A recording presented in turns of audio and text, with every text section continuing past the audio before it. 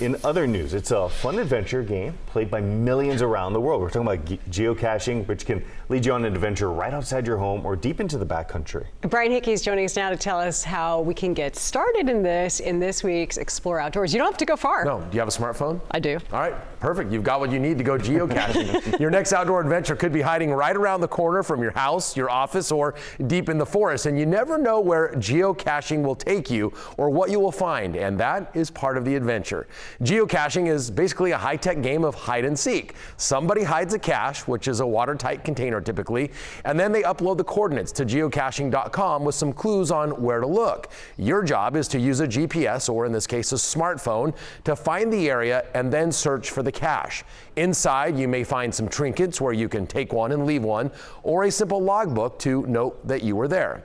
Caches are usually hidden in interesting locations, and searching for them is a great way to discover new places in your area. Scott Stiewig has visited thousands of caches across the country. I have been to all 50 states geocaching now. I have been to 4 other countries. I have been up on Mount Whitney. I've been down in a storm drain. When I'm traveling, for instance, like if I go to Sacramento, I use geocaching almost as something of a trip advisor, because I see it as somebody has generally placed a geocache in a location that they think is interesting, or maybe they think people don't know about.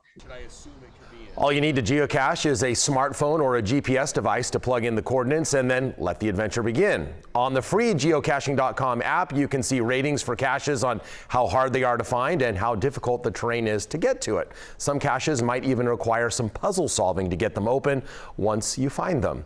Now, caches are always being added to the database for endless adventures. According to geocaching.com, there are more than 100,000 caches in California and nearly 1,000 within a 10-mile radius of the Sacramento city center.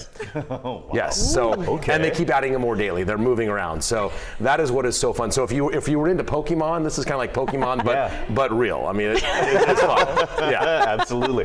And I love that you can continue to add to the database as well. So it's basically an ever-expanding game. So I am looking forward to. I want to make a gadget cache, and so a gadget cache is something that requires maybe a magnet to open it, or in one case you flood it with water and the cache floats to the top. So finding it's just half the battle in some of these. So I'm gonna scheme up some sort of a gadget cache. That's really cool. And then tonight at 6, you're gonna have like a more in-depth story where people can learn more about this. And who knew we could have an adventure right at the Doka? Yeah, right. Wow. Meanwhile, people are looking at us like, what are these guys doing?